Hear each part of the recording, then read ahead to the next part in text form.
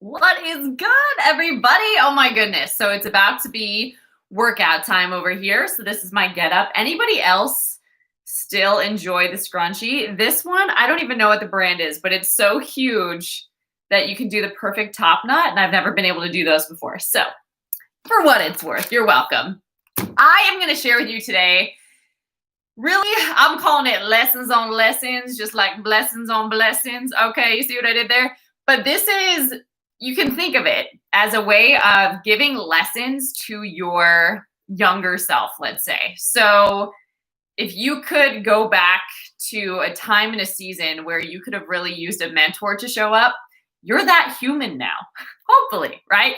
You've grown, you've evolved, you've learned lessons on lessons on lessons, right? And if you could go back and give those lessons to someone, jot down your own list. But I'm just creating a list on today to inspire you to create your own, okay? And this could be informative as to how you can show up now, as to how you can stand in the position of a mentor to somebody else before they embark on learning these lessons in maybe a difficult way like you did. So you can be a buffer to that learning curve, all right? So here are just 10 that I have to really help me kind of come into center and also remind me of lessons that I've learned, and also the responsibility because of now having those lessons to pass that on and to steward that gift to somebody else. Your life is your gift and you can invest it where you choose, right? Okay. You're welcome for all of these things. No, just kidding. So number one is just do right. Just do right. It might not be expedient or profitable, or you might not get any sort of benefits out of that, but it will satisfy your soul on so many levels. You will have peace in your spirit, right? A lot of times if we have inspired action, we will not have peace until we take that action, right? Obedience is better than sacrifice. We've heard that. It's true. So being the best human you can be in any time, in any season, in any circumstance is something that you can do. When you know better, you do better. You can choose that or not, right? That's something that we get every day.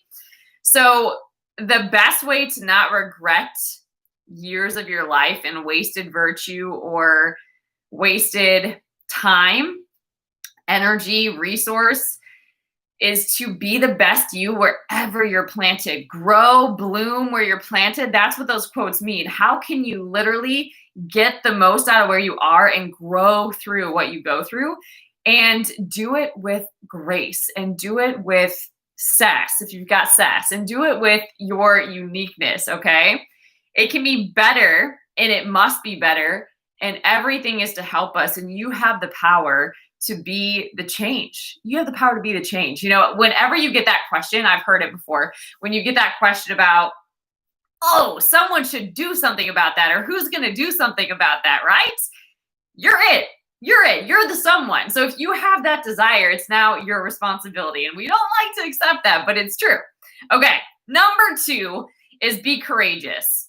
Without it, you literally don't have the patience to go after and really pursue any other virtue consistently. So courage is it. Be courageous. And being courageous means that you're going to have fear, you're going to have doubt, you're going to have limiting beliefs, you're going to experience these things, but courage says, I'm still going to take action. I'm still going to show up. I'm still going to be my best, even though I have this going on. I'm still going to show up. I'm still going to give my best, okay? Number 3 is love, and love yourself specifically. So this really means having a strong sense of self, having your identity intact, and really knowing that wherever you go, you don't go alone, and you can bring everyone with you. Anyone who's ever loved you, you can bring with them, even if they're, they've passed away several years ago. You can still bring them with you. So what do I mean by that? I mean, when you go into an interview, don't go alone. Bring anyone who has mentored you, supported you, loved you, guided you, poured into you, bring them with you. You've got an army behind you. Or when you are going into that new venture, right? Or you're going into an investors meeting, whatever it happens to be, bring everyone with you. And when you show up, you will show up with the charisma factor, which isn't charisma, it's what you carry and it's who you bring with you. And I would say that for me personally, my identity is rooted in God. So it didn't come from achievement. It didn't come from relationships. It didn't come from what I thought it should be. I didn't have a strong sense of identity, and my identity was in crisis for many years. I'm adopted, so that I think was a root for that. But it was in crisis for many years because I didn't really know what that meant. What does it mean? Like, who are you? Like, what does that mean? That seems like such a loaded question. And so it needed, for me personally, it needed to be rooted and grounded in something so that I wouldn't be moved by the opinions of others. I wouldn't be easily offended or easily shaken. I wouldn't be manipulated or controlled, right? I would have a strong center. So love yourself. Develop a strong sense of self. Okay. Number 4 is one of my favorites, but it is laugh. It is laugh. And you can probably Google this, but there's tons of research on laugh therapy and just the power of laughter and how it can get some of that negative, destructive, catabolic energy out of your body and just bring a different kind of release. But it's a self-defense against the heaviness of life, against the things that happen in life. If you can laugh, if you can keep your sense of humor intact, you will make it through. It's so bizarre. I know at one season in my life where it was particularly challenging, I did have someone say that to me. And it's a lesson that, you know, it's interesting. Like they could sense the heaviness, or they could feel the weight, or they could feel the pain, but they also picked up on my sense of humor. And they're like, that's going to get you through this, right? That's a unique gift that you have about you. And I thought that was beautiful. All right. Number 5 is be a blessing to somebody. Bring everyone with you to have that extra sense of confidence, and prepare yourself to be a rainbow in somebody else's cloud. Like, we're going to have cloudy seasons, we're going to have stormy seasons, but you can prepare yourself to be a rainbow in somebody's cloud. Meaning you can be somebody that offers a word of encouragement. You can be somebody that stops and is present to life as it's happening. You can be somebody that can instill hope and courage and blessing into the life of somebody else. A simple example, yesterday, went to the grocery store. I thought this trip was about me getting my needs met, but it wasn't. It was about me being available to be used to be a source of hope for somebody else. So I went and I was getting my groceries. And right now we have to wear masks when we go anywhere, and there's big glass barriers when you're checking out. And I asked the cashier, he was a younger gentleman, how he was doing while I was checking out. And he said, not good. And he kind of like smiled at me, but it was hard to hear between the mask and like the barrier. And I asked him again, like I looked in his eyes, and it was almost like he was going to see if I was going to respond, if I was going to do something. So I understood that I hadn't heard him correctly. So I asked again, and I said, say that again, or what did you say? And he said, not good. And I heard it loud and clear that time. But at this time, I also saw it in his eyes. Sometimes people don't have to say a word. You can just read their eyes, right? Because the eyes are the windows to the soul. So I saw in this young man's eyes that he wasn't good. And so I asked, what's going on, right? And he was saying, well, his uncle had passed away unexpectedly, and he forgot his credit card on the table at home, and he never forgets anything. So he probably put that up there with a huge moral failure. He's like, I'm 28 and I never forget anything.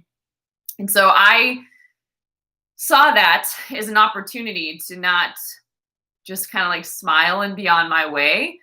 You know, one, I saw all of the points that I could have stopped in the past. I saw the point where I could have asked somebody and just kept it moving. I saw the point where I could have just smiled, hope it gets better.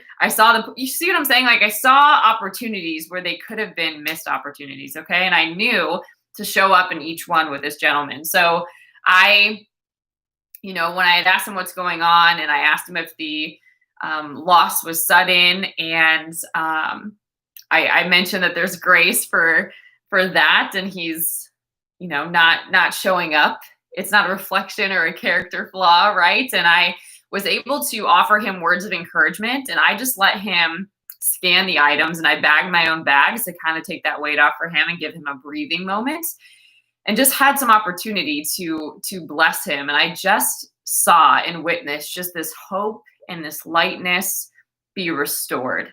Now, I also took note of his name on his badge and made sure to be praying for him as I walked to my car, because not all problems we can solve, right? And not all of them are ours to solve, but we can be human. We can be a blessing to somebody. We could be an answer to a prayer, somebody that gives that lift, that gives that supernatural energy, that gives that just boost that he needed to make it through that day, right? So be a blessing to somebody. It doesn't have to be this big thing like we think it always has to be. Sometimes it's the most small things that nobody else notices that are the big deal, right? It just takes a willingness to be present and available and to get out of the way so that God can use you. All right. Number 6, turn struggles into triumphs. So this is a big one for me. I am somebody that had a lot of struggles and challenges right out of the gate in my life, but I'm a firm believer that God perfects all things concerning those who love him and who are called according to his purpose. So even if it's what I didn't choose, even if it's what I didn't ask for, even if it's a mistake that I made, God can still work all those things for good. And I know that to be true. So turn struggles into triumph. So what I do is I look for, where is God in this? What is the lesson in this? What is the meaning I'm going to attach to this? If I attach this meaning, does that empower my future or does that limit my future? I do a lot of that work so that I have a different perspective. I have a different capacity. I have a different strength and rootedness or groundedness that I can bring into situations so that they don't overwhelm me. Like all the water doesn't get into my boat and sink my ship, but I can also stay afloat in these circumstances and stay as steady as possible through them.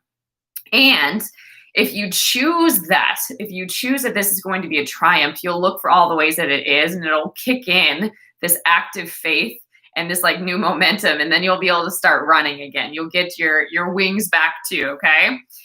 Number 7, you are talented. You've got to understand this. So we all are talented in different ways. There's a special gifting, an ability, something that comes naturally to you. A lot of times you can look at this with artists, musicians, actors. Like you can see comedians, you can see public talent in big ways, but it could be these things that you're just great at that you don't even recognize or celebrate necessarily. So keep that in mind.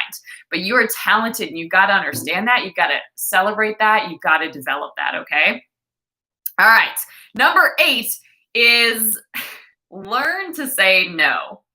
Learn to say no. You've got to keep some place inside of you that's literally not touchable by anybody else. It's got to be a place inside of you that only is reserved for you and God. So it's got to be a place that nobody else gets access to. You've got to be able to have a sense of self and identity, a place inside that you can go that is your safe place, your secret place, that if somebody attempts to threaten that boundary in some kind of way, you can say no and lay down the law, because you've got to have some way to separate yourself from other people, to separate yourself from what's happening in the world, and to be able to process from a place of purity, from a place of, God's mind, God's heart, God's spirit. That's very different between what other people can access. So that is so, so key. That will keep you strong when you feel lonely, when you feel like you're in a confusing season. You can always go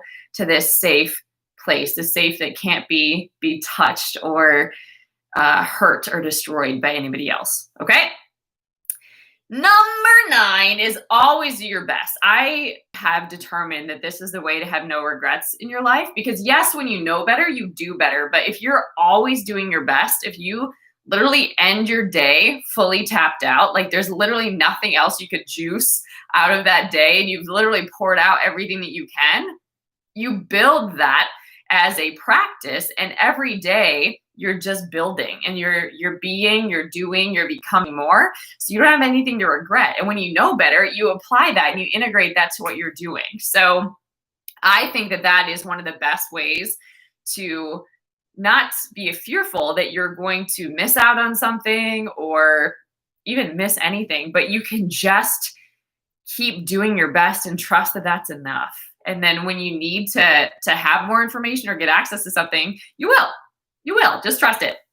And then number 10, lastly, is keep rising. Keep rising. There's, even if you feel like you've arrived, there's always another level. There's always advancement. There's always progress. There's always growth every day that you've been gifted to be here living this life. And God goes from strength to strength and from glory to glory. So when you are committed to keep rising, you look for ways to do that.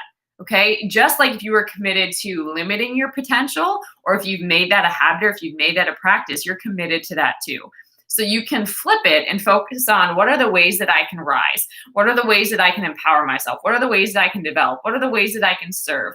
What are the ways that I can impact? What are the ways that I can build legacy? What are the ways that I could express myself better? What are the ways that I can share lessons and testimonies of what I've learned and how I've grown and how I would do things differently, or what I'm going to do now? How can you continue to rise? When you look for that, you will always find it.